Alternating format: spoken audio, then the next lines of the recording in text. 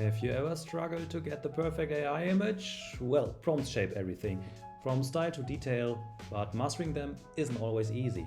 I'm not Kirk Engel, I'm Benjamin from CogniWerk. Today we're breaking down how prompts work, how different AI systems interpret them, and how you can get the best results every time. If you tried an image generator for one time, you may know that prompts make or break the result. But what exactly is a prompt? How do different AI systems interpret them? And what is the secret sauce to crafting a good one?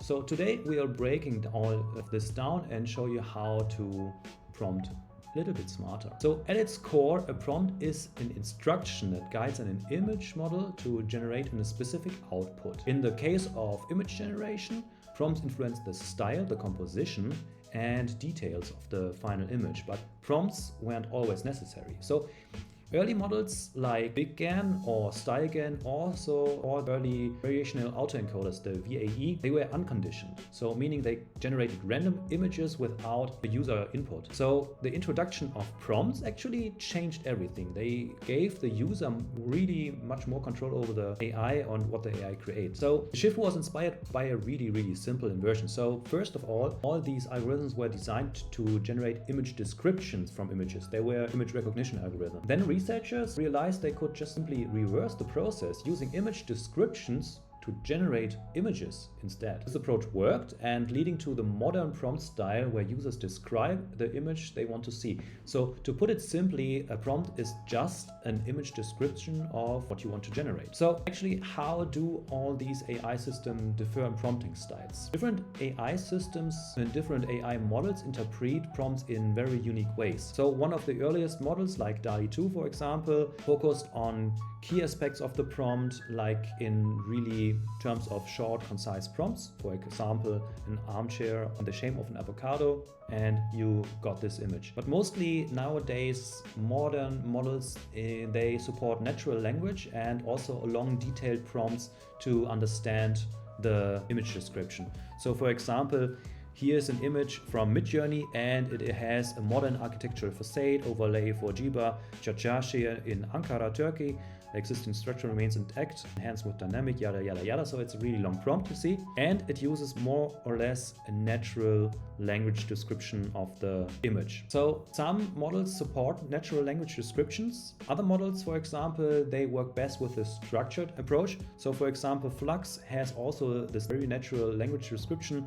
So we have a frostpunk image shows an inverse surrounded by the icy and futuristic atmosphere of SnowRunner cityscape with cyberpunk aesthetics. And then there's the person is wearing advanced gear, they have a tactical helmet adorned with spikes, reflective goggles emitting red light, and so on and so on. But then we have a different version, different model, so it's Stable Diffusion, and it works more like a keyword approach. We have something like an insanely detailed digital double exposure layer art. It goes on, but then we have something like by Benjamin Lacombe, Catherine Hyde, Andrew Kehoe, Isor Andrews. Then we get artistic references, and also the colors blush, rose, and blue create a peaceful pastel yet deep dreamy atmosphere, stylish frosty vegetation, snowy, bright, dynamic lightning, dynamic pose, etc, etc. So you see there's more like the keyword approach. And then we have like ultra keyword approaches, like a derivative of Stable Diffusion called Pony Diffusion, uses just keywords like solo, dance, avian, bird, beak, young, cup, score, and so on, like the score 9, score 8 up. This is like a specific prompting style in Pony Diffusion, and relies on these keyword approach because it was trained on image tags from a website called Damboru. It's a website for like animes, and then it adapts to this specific style of prompting. And then we have a completely opposite prompting structure, and this is the so-called instructive prompting. You mostly know it from, for example, ChatGPT. So in ChatGPT, you can prompt, for example, also with the styles, but what you use is more that you have an instruction, like create an image of a house painted in the style of Vincent van Gogh. This widespread use of ChatGPT, it's a chatbot, has led many users to assume that image generators work in a similar way, so allowing instructive prompts like change XYZ. So however, image generators are not LLMs, and they do not process instructions like in the same conversational manner. So for example, this is the prompt, create an image of a house painted in the style of Vincent van Gogh, and then ChatGPT actually translates this prompt for DALL 3, and the prompt gets translated into a new prompt. And the new prompt is an image description. A house painted in the style of Vincent van Gogh, featuring dynamic swirling brushstrokes, yada yada yada. Language also plays a huge role in AI model image generation. So some models actually can understand instructions in Chinese. For example, we have like CogniWerk or Lumina, and they are models which came from China, and they also understand Chinese prompts. But mostly the current AI image generators, they better work with English because they are trained on English prompts and English image descriptions, so to say. So for example, if I use Stable Diffusion XL with an English prompt, a close-up stunning photograph of a slice of raspberry cheesecake on a white background, I get something I would expect. If I use the same prompt, I translated it to Arabic, it's a shaik, but not a cheesecake. Last but not least, some systems, they have an own syntax and also own commands. It's like a command-based syntax, and this allows the precise control of the image generation process. So for example, Stable Diffusion uses brackets to emphasize certain words, while Midjourney utilizes colons to adjust weighting. But Midjourney also uses a syntax in the Discord where you can have a command like /imagine, and here /imagine a majestic eagle with the wings spread wide, covering the entire canvas, realistic, auto detailed, yada yada yada. And then we have some commands like --chaos 20, --style raw, --stylize, and so on. And these are specific commands which are specific commands which are just eligible and are just working in Midjourney.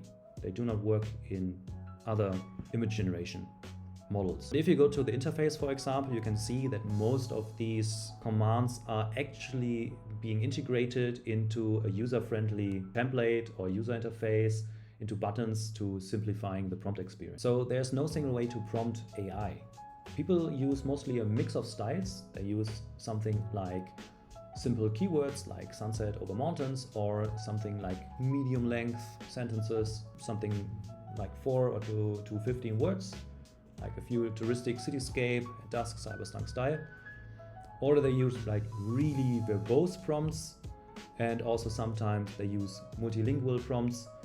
So some models actually can understand a little bit of Spanish, of Russian, of German as well, but the most common used language is English. And some, of course, they use like a mixing commands, keywords, and language for precision. So there is no universal answer to this. A short prompt can also produce stunning results, while an overly long prompt, for example, may be kept even 77 words. This is a specialty of many models because there are limitations to the architecture. But what you have to keep in mind is that concise prompts actually can yield high quality results if the AI model is well trained on this. So show you a quick example. So if I use like a really short prompt, let's say a dog in the park, I generate this, I already get an image which is pretty good for a short prompt. Of course, I can enhance this one. Let's see. And use something like elegant, dramatic, lightning, sunny day, atmospheric, 4K resolution, hyperrealism, intricate details, maybe 8K, and generate the same image again. I also get a beautiful image. It has a soft bokeh in the background, a really good lighting. So a typical prompt syntax follows most of the time image description structure. So for example, it uses a subject, of course. Sometimes it can be that the subject is doing something.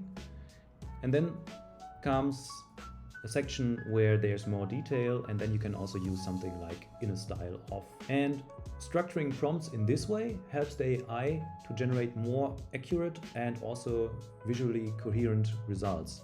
You can also keep in mind that everything which is standing more at the beginning of the prompt, the model pays more attention to it. Everything you want to have more in the picture, or you want that the model really should focus on, it should be at the beginning of the picture. Sometimes, of course, you can do something like describe a medium. It should be in front of the prompt then, like a photograph of, an illustration of, a poster design of, etc., etc.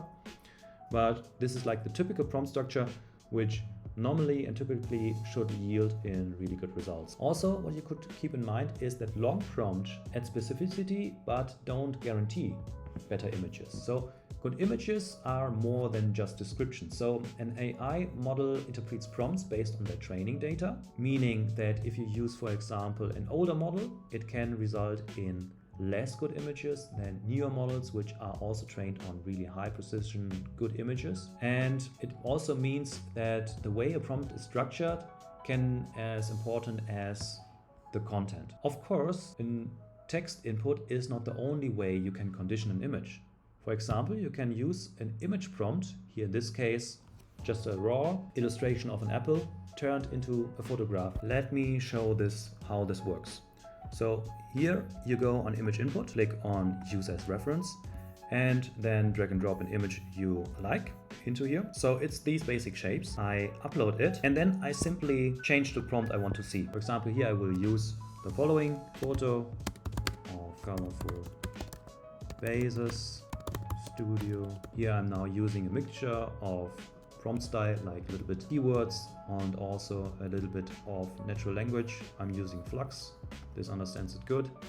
The bases are high polished. You can see here is something called image weight, and it gives the AI control over how much of the image should be actually used as a prompt. So if I use an image weight which is really strong, the prompt or the resulting image looks basically the same, but here it is like giving it way more control so that the AI can be a little bit more creative. So I hit generate and there I got it. It's a photo of vases. It's still a little bit too graphic, so I can also lower the image weight. Let's say I put it to 5, and there you can see that now the AI has way more creativity over the overall prompt. So 5 was maybe a little bit much, so let's say I give it an 8. But all in all, you can see that the image I generated with the image prompt is used as a guide for colors and composition of the image, and it will even more improve the results if you use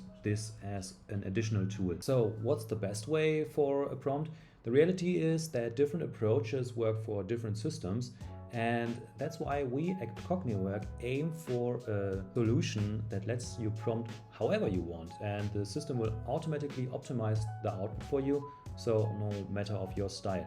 So if you are interested in this, let us know, and if you want to learn more even, then stay tuned for updates and let's redefine AI imagery together. Thanks for listening and watching this video. Goodbye and take care.